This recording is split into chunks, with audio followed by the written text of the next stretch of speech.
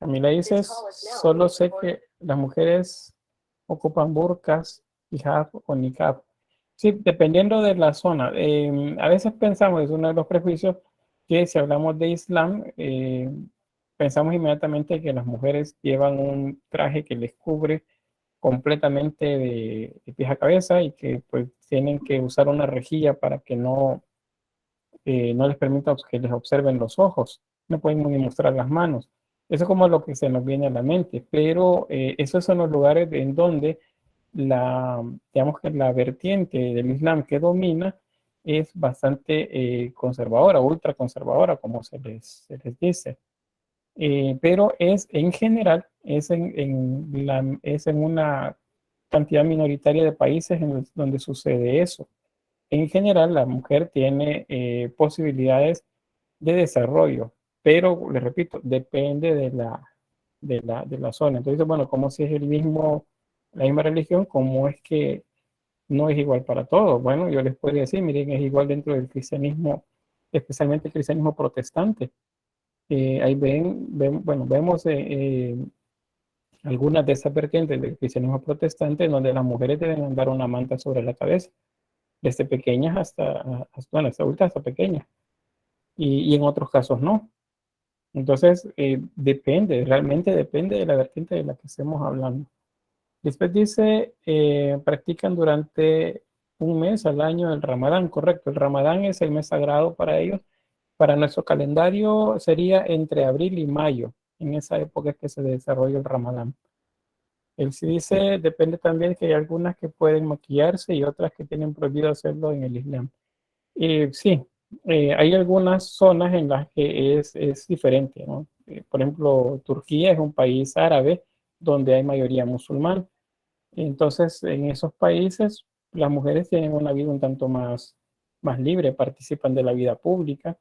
A diferente que si le diga, miren, Afganistán, donde Estados Unidos abandonó el país luego de la ocupación el año pasado. Y pues actualmente las mujeres les han impuesto cada vez más duras las medidas el grupo dominante, que es un grupo extremista. O sea, no es que todo el Islam sea así, pero ese grupo extremista hace o tiene ese tipo de costumbres para las mujeres.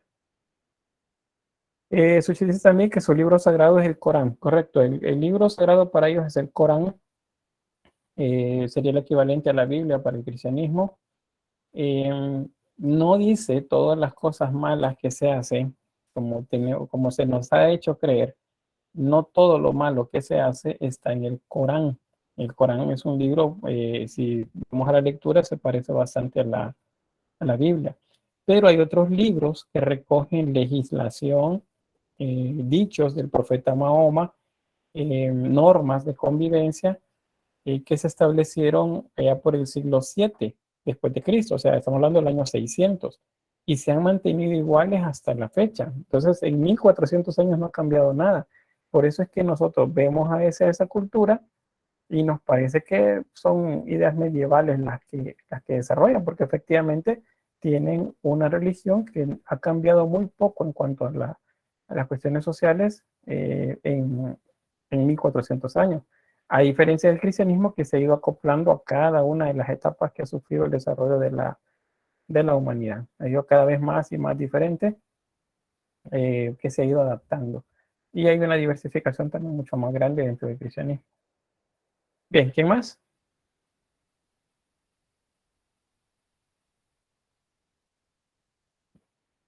Bueno, para ir avanzando, voy a compartirles un video. Ese video se los comparto a través de una pestaña de Chrome. Eso significa que el audio debería de verse muy mejorado que si se los compartiera de otra forma. Entonces, si hay algún problema que se traba o si suena mal, tiene que ver con su conexión de internet, no con la de la transmisión. Así que pongamos la atención y luego les pregunto sobre eso. Está subtitulado, así que hay que poner atención al subtítulo.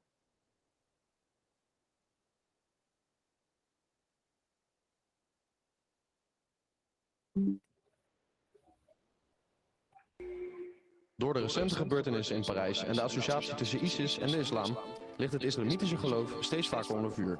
Zo worden moslims ervan beschuldigd dat hun geloof niet aansluit op onze westerse idealen.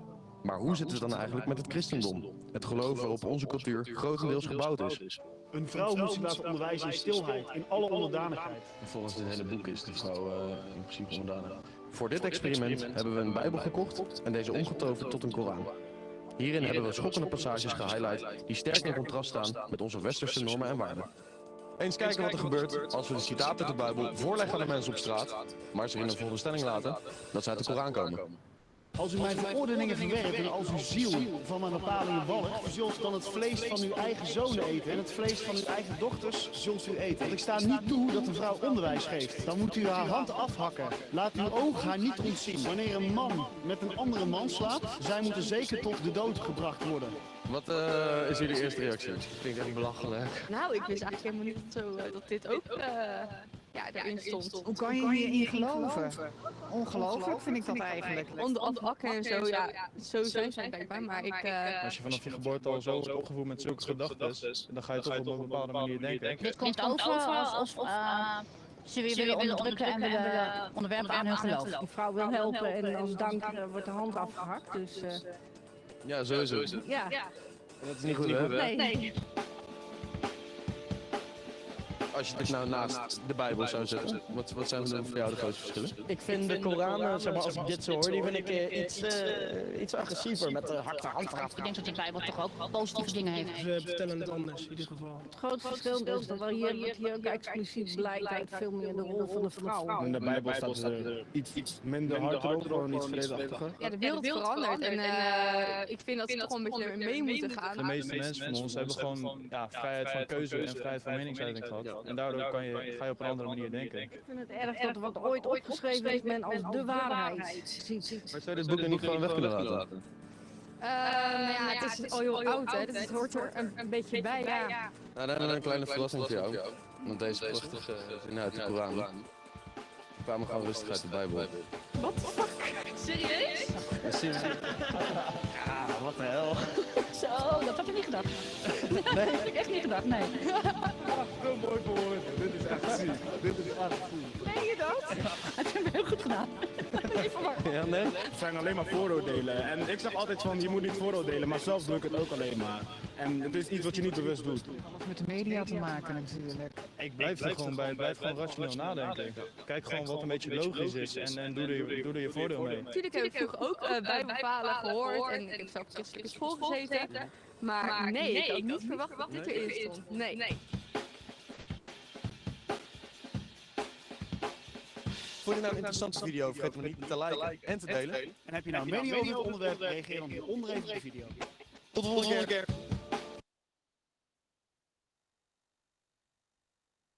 Bien, ¿comentarios?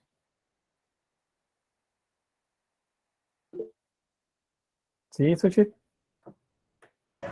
Perdón, siento que estoy participando mucho. No, Que solo quiero decir, solo quiero decir, no, pero es que es un tema que realmente me interesa mucho. Personalmente yo fui un colegio católico, sin embargo, sí tengo el privilegio que sí nos enseñaron ese tipo de cosas de la Biblia.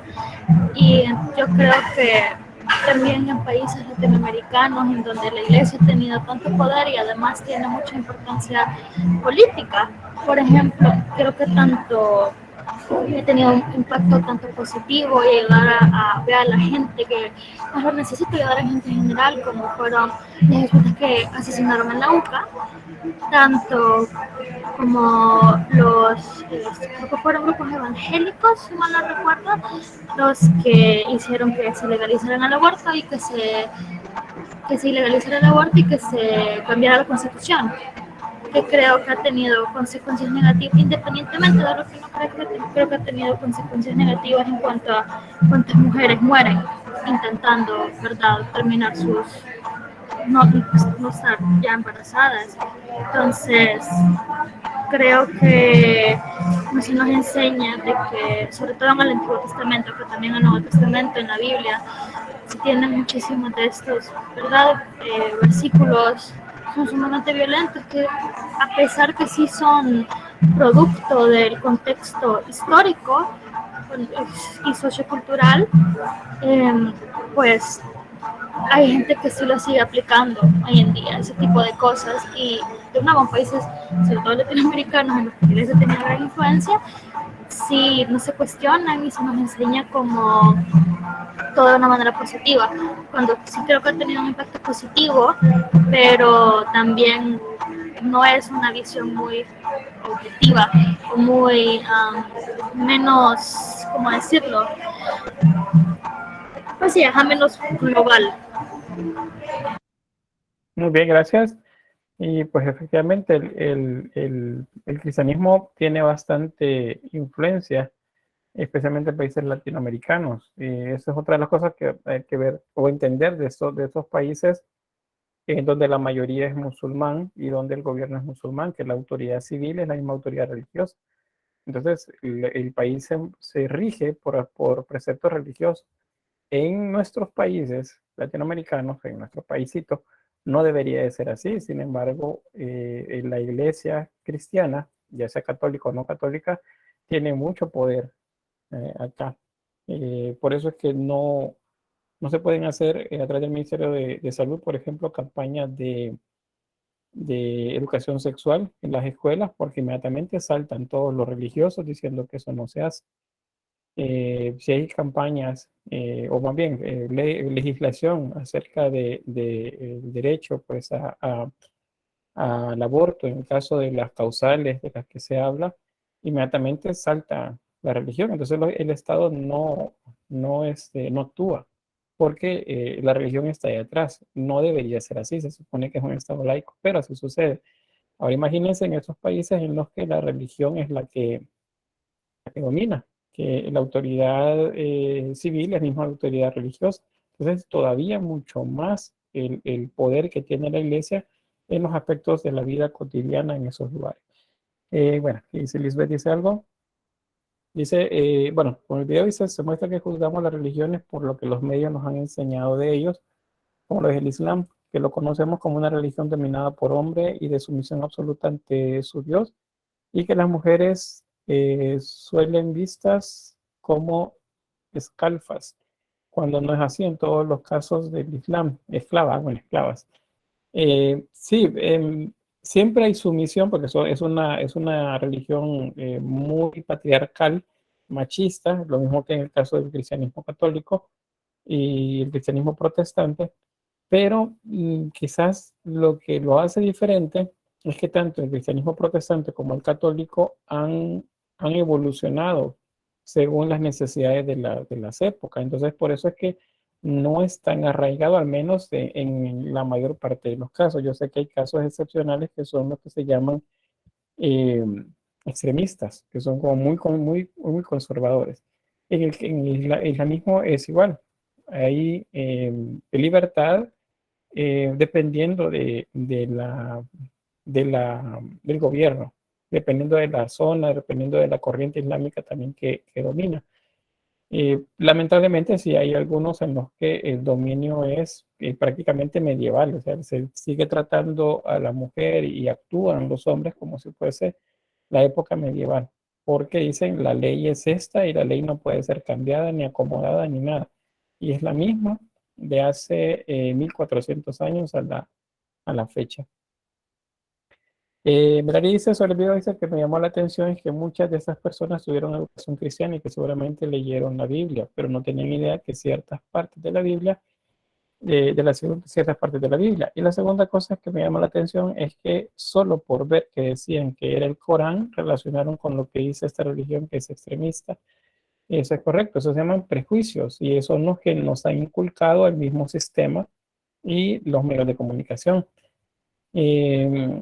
Hace 7 años más o menos sucedió un hecho bastante repudiable, no puedo decir que es algo que se justifique, pero tuvo una razón de ser, y es que en un periódico donde hacían sátira de las religiones en Francia, pues entró un grupo extremista y acabó con la vida de 8 entre periodistas y caricaturistas de ese periódico.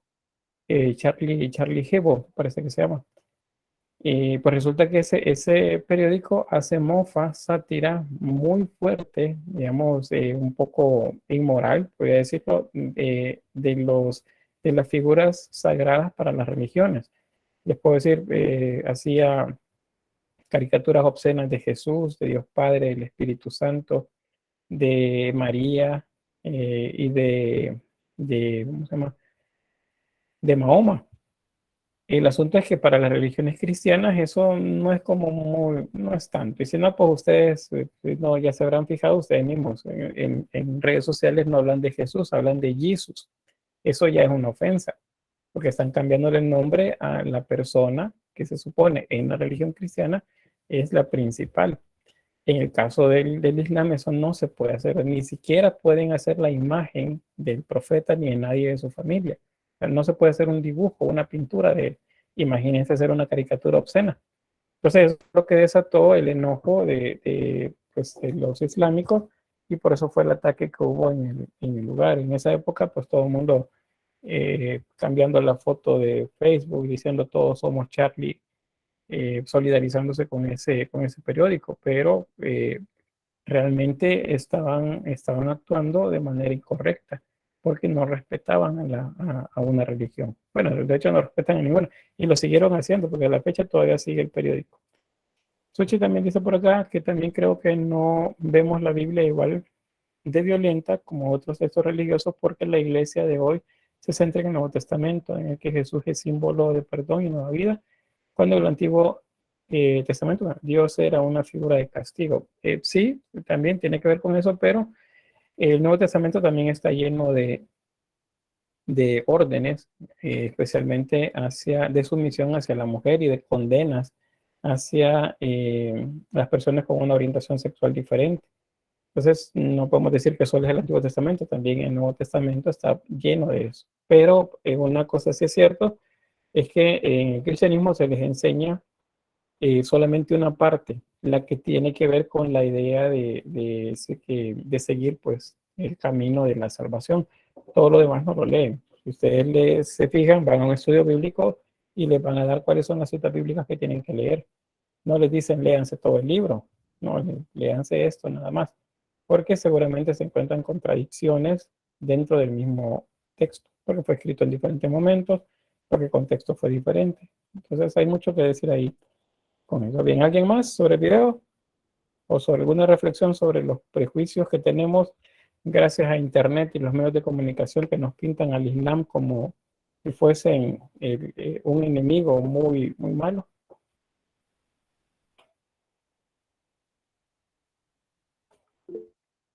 ¿Sí, Carlos?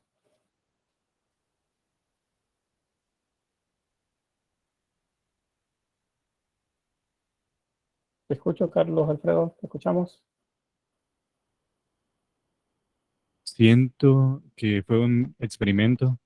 Sin embargo, creo que para los creyentes que están más atentos, los que sí leen más la Biblia, creo que ya se lo venían venir, pero como aparecieron las personas a las que le hicieron el experimento, no estaban tan familiarizadas con la Biblia. Sí, muy bien, es una buena observación. Quienes conocen un poco más, sí saben qué versículos son en los que se dicen cuestiones que serían inaceptables a nivel de nuestra sociedad actual. Y saben que están ahí, pero dicen, no, es que eso era en aquel momento, ahora ya no. Ese era en aquel momento y ahora ya no, es algo que no se puede decir en el Islam.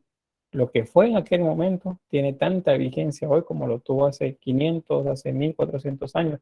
Y esa es una de las razones por las que los que practican el Islam son tan estrictos con lo que hacen, a diferencia del mundo cristiano. El mundo cristiano es bastante relajado, por así decirlo, al menos en la mayor parte de las versiones, en cuanto a lo que dice el texto bíblico. O sea que hay algunas vertientes muy conservadoras dentro del cristianismo, especialmente el no católico. Dentro del católico es menos, pero dentro del no católico hay más vertientes que son muy estrictas, hasta la manera de vestirse, con vestidos que llegan hasta el ojo del pie, mangas largas, cuellos hasta acá arriba, un manto sobre la cabeza.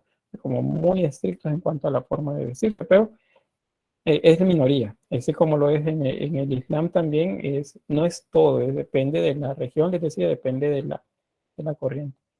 Lisbeth dice también por acá, hoy en día los predicadores dan reflexiones y ahora los sermones son blandos y solo mencionan las bendiciones y la abundancia, más no los castigos que trae ir en contra de Dios y sus mandamientos. Bueno, podría ser, es una manera de no espantar a la gente o de no ahuyentar a la gente, pues, no que hablarle solo de las cosas que son como más agradables, pero en el texto bíblico pues está lleno también de cuestiones bastante fuertes.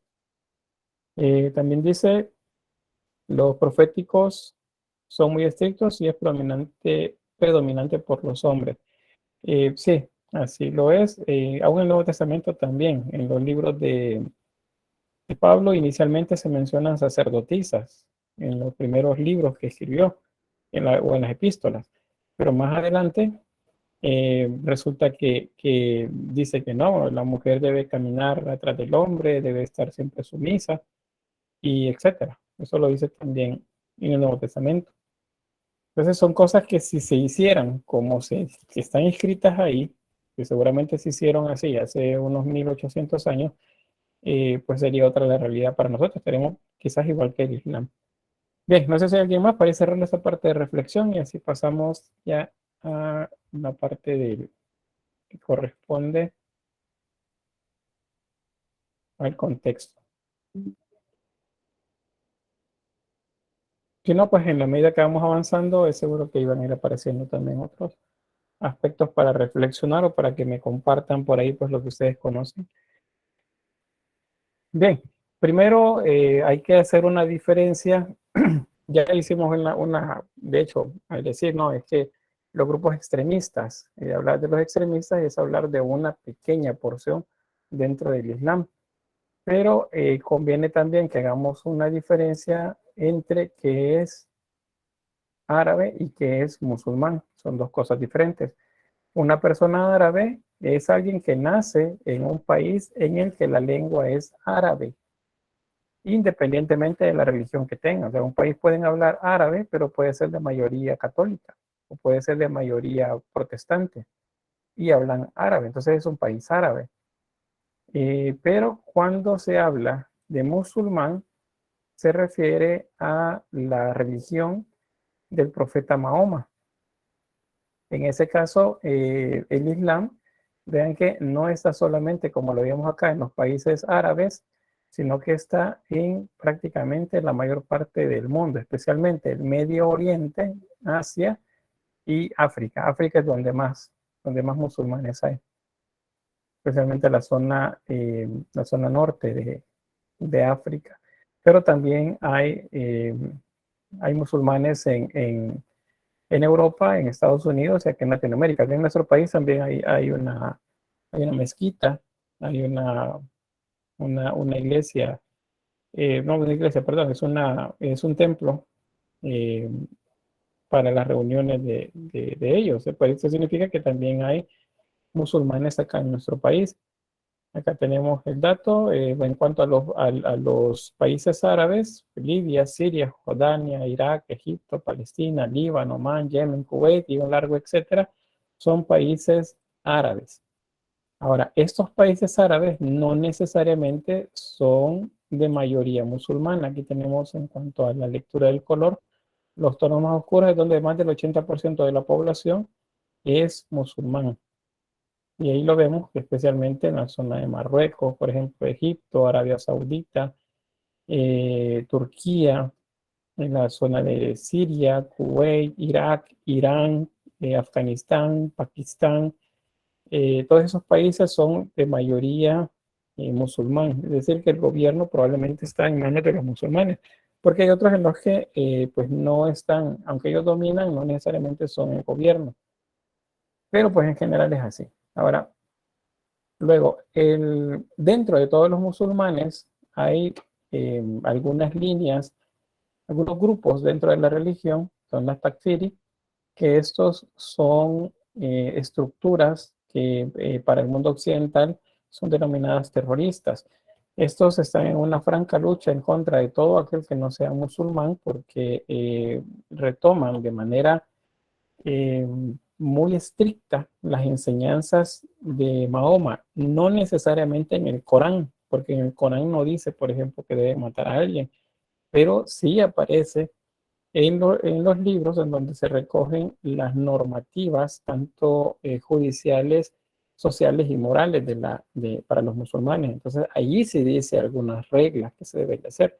Entonces, ellos toman estos libros como con más peso que que el Corán. Entonces, por eso es que actúan como lo hacen. Hay diferentes estructuras de estos grupos. La creo que más conocida en la época actual es el talibán. Los talibanes o significa estudiante, la palabra talibán, y son estudiantes del Corán o de la religión islámica. Entonces, ellos son los que más suenan en este momento, son los que han retomado el control de muchas zonas en las que Estados Unidos pues, estuvo prácticamente haciendo labores que se suponieran de paz. Es un poco a conveniencia de ellos cómo se desarrolla eso. Hace 7 años más o menos apareció el Daesh, apareció ISIS, que eran dos ejércitos musulmanes que proclamaban la recuperación del califato, o sea, de todo el territorio que fue gobernado por el califato musulmán en el momento de mayor desarrollo, que eso significa hasta España, como parte del dominio musulmán. Entonces ellos intentaban hacer eso, es como que decir, vamos a borrar todas las fronteras actuales y nos apoderamos del territorio. Y estuvieron con esa lucha contra los países de la región. Todos los países se defendieron, pero pues muchos de ellos cayeron. El Daesh se suponía, al menos en el discurso norteamericano, que esos eran los que estaban apoyando las labores de Estados Unidos en contra de los malos, por así entre comillas, en la región. ISIS surgió de este mismo y ellos pues no le tomaban ningún tipo ¿qué sería? De interés a la mano estadounidense como para que decirles que se detuvieran. Y a ambos básicamente les estuvo colaborando, más al Daesh que al ISIS. Esto se frenó en esa región hasta que Rusia intervino. Cuando Rusia intervino y dijo, no, nosotros íbamos a terminarlo, entonces sí comenzaron a atacar y efectivamente eliminaron la mayor parte de los líderes, tanto del Daesh como ISIS, que Estados Unidos solo atacaba a ISIS, no al Daesh, que suponía eran buenos, pero realmente eran lo mismo. Y así otros más. En el mundo pues hay muchos. Hay muchos de estos grupos que actúan, son grupos pequeños, pero que lamentablemente los medios de comunicación los magnifican como para hacernos creer que todos los musulmanes son iguales. Pero pues acá, como una manera de sensibilizarnos con esa cultura, pues entendemos que eso no es así. ¿Qué similitudes podemos tener con el Islam? O con los árabes, con el idioma árabe, más bien no con el Islam, sino con el idioma árabe. Pues nuestra lengua tiene bastante que ver con ellos, porque la cultura islámica y hablaban árabe, gobernaron durante un par de siglos la península ibérica, de España. Luego los españoles expulsan a los musulmanes, pero algunos musulmanes se quedan en el lugar y la cultura básicamente se queda en el lugar. O sea, hubo una mezcla entre cristianos y musulmanes, al menos como culturas, no como religión, sino como cultura en esa región. Por ejemplo, mientras los musulmanes gobernaban, muchos cristianos se quedaron bajo el dominio musulmán y siguieron siendo cristianos, porque otra de las cosas es que esta cultura es tolerante con las otras religiones. Pues, lo que único que no les, como les dijera, ellos toman el control, pues, básicamente de la región. en esta época, tomó el control de España, por ejemplo, pero permitieron que los cristianos que quisieran se quedaran viviendo en el territorio, siempre y cuando entendieran quién era ahora el que gobernaba y le rindieran tributo económico. A eso se le llamó mozárabes, los cristianos bajo dominio musulmán.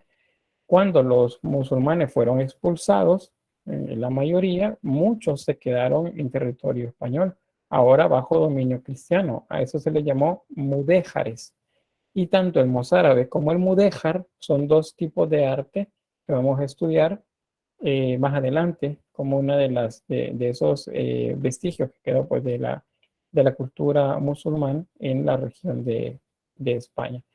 Obviamente el lenguaje se iba a mezclar también en esos 400 años de interacción entre las dos culturas.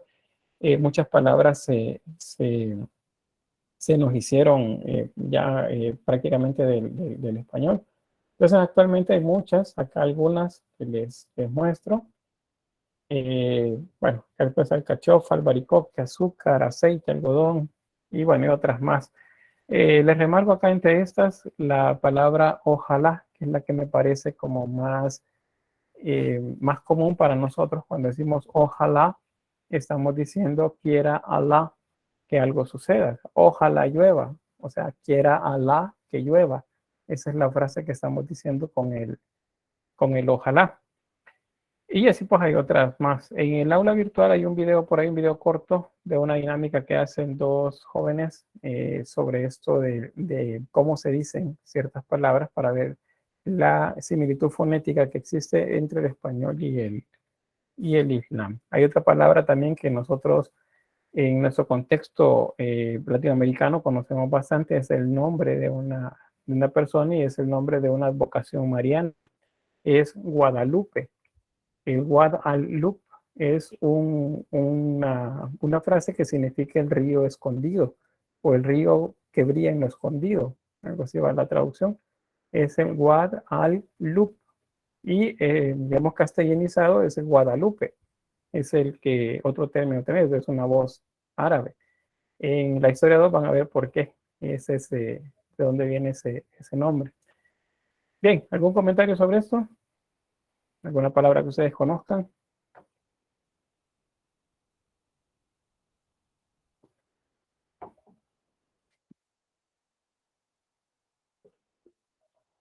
Bien, Carlos. Y ahí la palabra algarabía, su significado literal es el árabe o tiene otro significado. El algarabía, el árabe. No, digamos si la etimología es el árabe, la connotación de la palabra es mucha alegría, sería el caso, con mucha alegría o con mucho aspaviento, escándalo. Ahí sí no les sabría decir de dónde viene la connotación, porque la etimología sería el árabe, pero la connotación de la palabra para nosotros es como más fiestero, ¿verdad? Más movido. No sé ahí a qué se deberá la connotación, no el significado, sino la connotación, que es el significado que se le dan a las adicionales a las palabras. Bien, ¿alguien más? Casi todas las palabras que comienzan con al, con la sílaba al, tiene que ver con árabe. ¿No? ¿Son bien hasta ahí? Avanzamos. Bien, geográficamente, ¿dónde es que están ubicados? ¿Dónde está ubicado? Bien, todo lo que ven ustedes ahí en verde, eso fue en su época de mayor expansión, territorio musulmán. Eso era el califato en su mayor extensión de territorio. No fue al mismo tiempo, sino que fue poco a poco que fue avanzando. La zona más oscura, como observan acá, es la conquista de territorios al momento de la muerte de Mahoma. Y pues posteriormente a eso vinieron las conquistas bajo el califato siguiente, y fue los omeyas. Acá.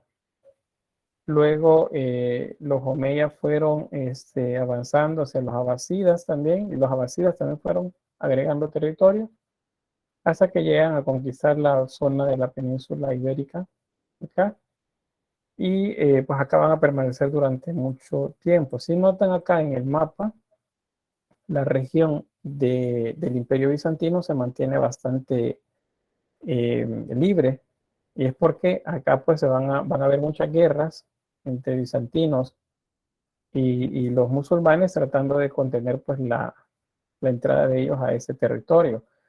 Poco a poco lo van a lograr acá, llegar a ese territorio. Para esa época el centro del cristianismo católico ya no va a estar en Constantinopla, sino que va a pasar a Roma, acá. Y luego el cristianismo católico se va a dividir en dos, más o menos por el siglo IX después de Cristo, y aparece la vertiente ortodoxa que se queda acá, el cristianismo ortodoxo en esta región y el cristianismo católico en el resto de Europa. Hasta antes del Renacimiento, que es donde se vuelve a dividir el cristianismo católico.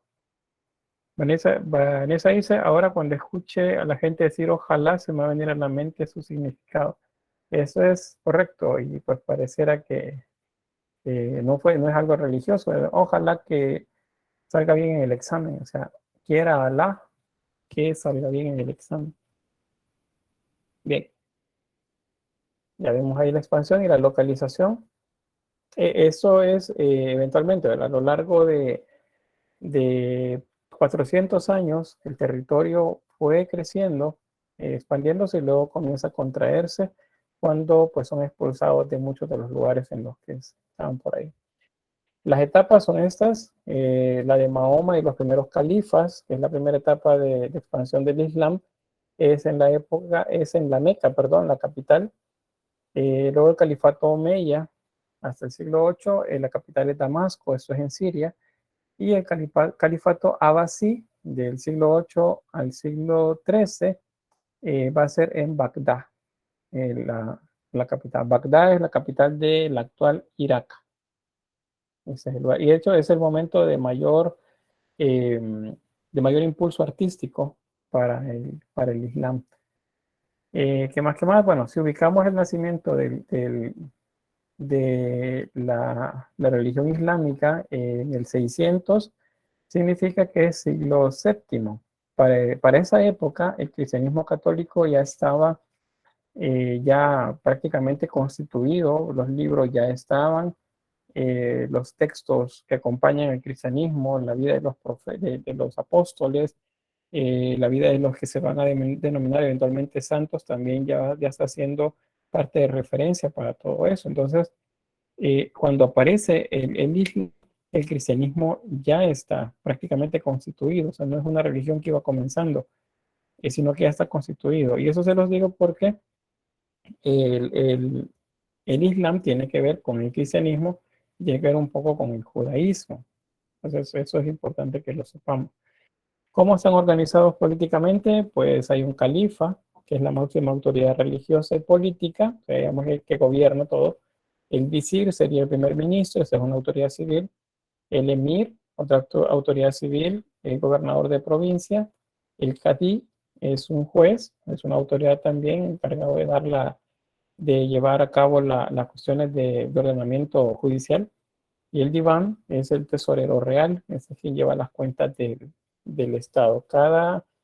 En cada lugar pues, donde gobierna el Islam, esa estructura se va repitiendo. Especialmente en la zona de la actual España, la división social es muy similar a esta. Eso significa que los árabes, o sea, las familias árabes musulmanas, son los que gobiernan, son los que tienen el mayor acceso al dinero también, a la cuenta, a la parte económica. Los pequeños señores y humildes, también musulmanes, están en el siguiente escaño. En el siguiente están los muladíes, estos son el ejército, también son musulmanes. Y bajo ellos aparecen los mozárabes, que ya les decía, esos son cristianos bajo dominio musulmán, los mozárabes. Y los judíos, esos son judíos también bajo dominio musulmán. A los judíos se les recluía en ciudades específicamente para ellos, A eso se le llamaban juderías. Una judería es una ciudad prácticamente donde los únicos que viven son judíos. Y los mozárabes, estos eran cristianos que vivían prácticamente en todo el territorio, aunque bajo dominio musulmán. Eh, Acuérdense, los musulmanes son tolerantes con la religión, o sea, es solo producto de grupos extremistas lo que vemos en la televisión cuando se meten a una fiesta que no es de ellos y pues hacen explotar una bomba o hacen un atentado en contra de una iglesia cristiana. Esos son grupos minúsculos. En general, el Islam es muy tolerante con las otras religiones. Es algo que no podríamos decir, por ejemplo, del cristianismo, porque el cristianismo no es tolerante con ninguna otra religión, sino pues es lo que se nos ha enseñado siempre. No hay otro Dios delante de mí, no hay otra entonces, ninguna otra religión. Los cristianos católicos creen que son los únicos y los demás están equivocados, y los cristianos protestantes creen que son los únicos y que todos los demás están equivocados. Y por lo tanto, todos los demás deben convertirse a su religión. Y en el caso de los musulmanes no es así. Son más tolerantes y eso es lo que nos dice la historia, especialmente en la región de España, que los cristianos se quedaron básicamente bajo dominio musulmán y pudieron siguiendo con sus ritos, con las restricciones únicamente que no eran ellos los que gobernaban. Y luego los esclavos en la base de la sociedad. Bien, acá otro esquema sobre la sociedad. Acuérdense, está principalmente dividido entonces, a partir de lo que veíamos en la diapositiva anterior, en musulmanes y en no musulmanes. Los no musulmanes para la época eran cristianos y judíos. A eso se le denominaba la gente de libro. O sea, eran las personas que tenían libros importantes como guías también para su religión, que son el Corán y la Torá. Son los dos libros correspondientes acá. Y en el caso de los musulmanes, bueno, el libro sagrado es el Corán. Y pues la aristocracia, que son los que gobiernan, los que tienen el poder económico, el grupo intermedio. Acá hay funcionarios, comerciantes, tienen poca actividad política en esta región, y la masa popular acá son pues en general los campesinos, artesanos o personas pues que trabajan para los anteriores, de una situación económica más precaria. Acá, de esa forma está dividida la sociedad musulmana. Sobre la religión, pues ya dijimos, a partir de lo que hemos estado revisando en los primeros minutos de la clase, es una religión monoteísta, nace en el siglo VII, o sea, en el año 600, en la península de Arabia, de la mano de Mahoma o Mohamed, que es el mismo profeta. A la muerte de Mahoma, los sucesores se expanden por Arabia, toda la península arábiga, y la zona norte de África. Y luego en algunas provincias del Imperio Bizantino y en Persia. Y esos van a ser los que van a gobernar esas regiones. Para el siglo VIII ocupa la península ibérica y la van a denominar Al-Ándalus. Y es la nueva provincia para ellos ahí. El dominio ahí va a ser más o menos de 400 años. Muchos cristianos cuando sabían que venían los musulmanes, pues huyeron, trataron de refugiarse en la zona norte, pero la mayoría se quedó bajo dominio de los musulmanes, y como pues les permitieron seguir siendo cristianos, no los obligaron a convertirse, pues mantuvieron, digamos, una relación un poco tensa por tiempos en la región. Va a ser hasta más o menos siglo XI, siglo XII, cuando a raíz del apoyo de Carlomagno del centro de Europa, el Imperio Carolingio, va a comenzar una sucesiva ola de guerras en la zona norte de España, tratando de expulsar a los musulmanes. Van avanzando hacia el sur hasta que al final pues termina por expulsarlos a los musulmanes de España. Muchos musulmanes se quedan a vivir en la península ibérica y eso se le llama mudéjares. El arte mudéjar, que es el arte que producen ellos, pues también lo vamos a ver, es muy valorado en la época medieval y acá en nuestra región latinoamericana porque es parte del arte colonial que nos vino a nosotros por acá. Que ver qué dato más sobre esto de bueno, ya recordé, es algo que tiene que ver con nuestro folclore acá en nuestro país. Ustedes han visto la danza de los moros y los cristianos Los moros son los islámicos y los cristianos, pues se evoca a los cristianos de aquella época y las luchas que tenían entre ellos. Por eso ustedes ven en la danza de moros y cristianos que aparecen luchando con espadas.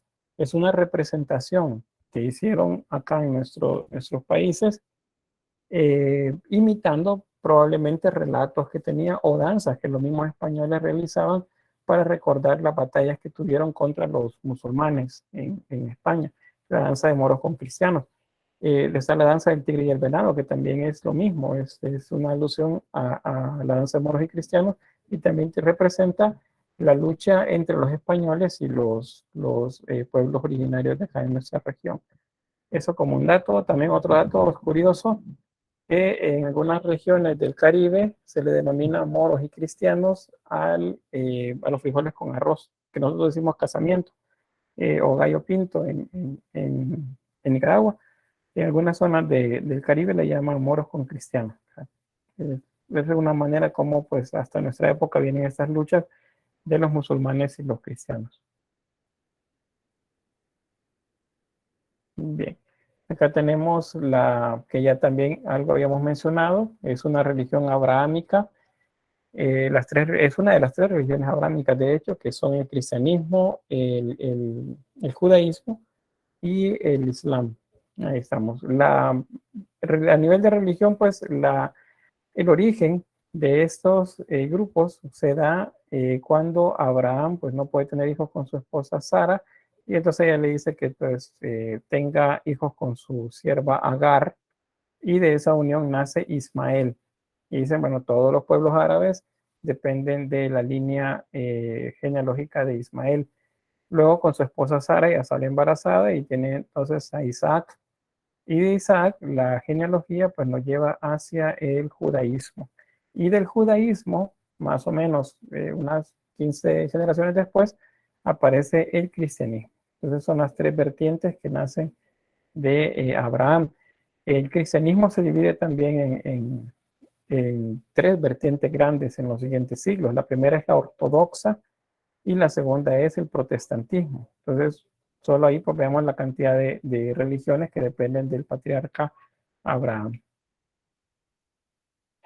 Bien, eso también ya lo habíamos visto. Eso es lo que me preguntaban acerca de este tipo de vestimenta. Este es el burka, es uno de los más estrictos. Este se utiliza en los lugares en donde quienes gobiernan, quienes manejan el Islam, pues lo hacen de manera más estricta.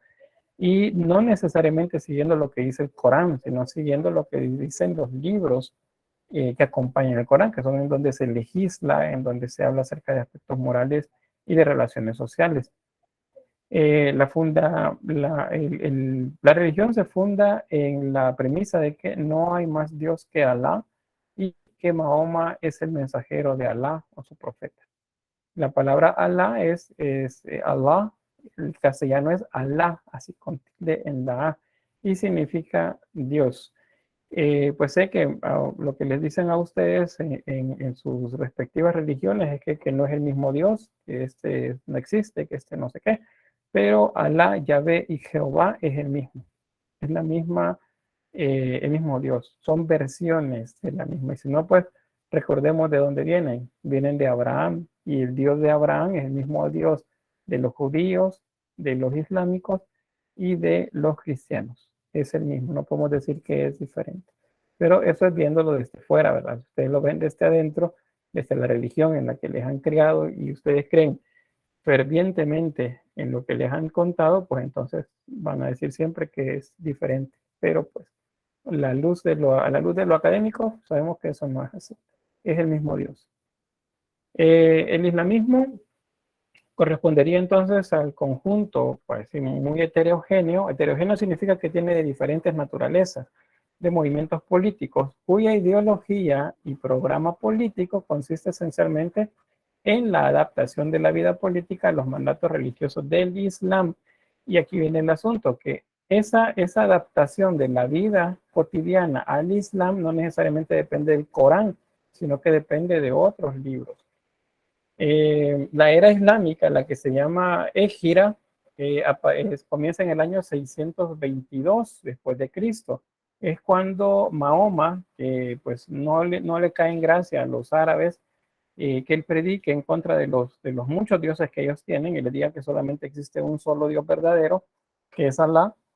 Entonces él huye de la Meca y se va para Medina. A eso se le llama la Égira, y en ese momento comienza la era islámica, que es la que a la fecha en su calendario nos dan un poco más de 1440 años. Es la fecha que ellos llevan en su calendario. A partir de esa fecha, entonces, junto a la fe religiosa, surgen nuevas actitudes sociales, políticas, que en menos de un siglo se expanden desde el Golfo de Bengala hasta el Océano Atlántico. O sea, tienen mucho éxito, especialmente en los países árabes, no en los países de origen que tienen como referencia a Grecia o Roma, por ejemplo, sino en los países árabes. El Islam también, hay dos corrientes principales, la de los sunitas y la de los chiitas. Los sunitas son el 80 o el 90% de toda la población musulmana, y los chiitas representan entre un 20 a un 10%, dependiendo de la región, a nivel mundial. Entonces estos son minoría. Muchas veces cuando vemos que explota una bomba en una mezquita, y bueno, ¿quién la puso? La pusieron los mismos musulmanes. Probablemente fueron sunitas en contra de los chiitas o chiitas en contra de los sunitas, porque ellos también están llevando pues ahí una guerra que tiene que ver con que los sunitas decían que el sucesor de Mahoma debería de ser el que venció al primo de Mahoma después de la muerte. Y esos decían que no, que el sucesor de Mahoma debería de ser el primo de Mahoma. O sea, eso decían, los chiitas decían que la familia debería de ser la que gobernara, con una sucesión directa. Pero los sunitas decían que no. Esos fueron los que vencieron en la guerra, y entonces estos asumen la línea de poder dentro del Islam. Y a la fecha pues se mantienen en esa pues pugna ambas corrientes dentro del Islam. Los velos islámicos que ya mencionaban, el burka, el niqab, el hijab, el khador, depende de la zona, depende de la corriente islámica dominante y de qué tan estricta sea la aplicación de los libros adicionales al Islam. Así va a ser pues la dureza con la que ellos van a tener pues esto como restricciones para las mujeres. Bien, voy a quedar hasta ahí. ¿Alguna pregunta o aporte? Voy a tener la grabación acá.